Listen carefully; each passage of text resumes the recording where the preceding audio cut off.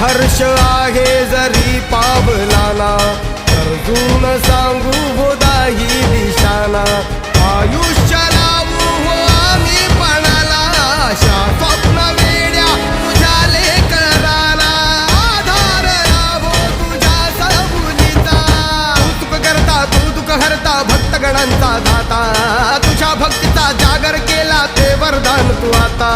रूप निरखता भान हरपले सुंदर मंगल मूर्ती, नसा नसातून उधाणलेली आनंदाची भरती.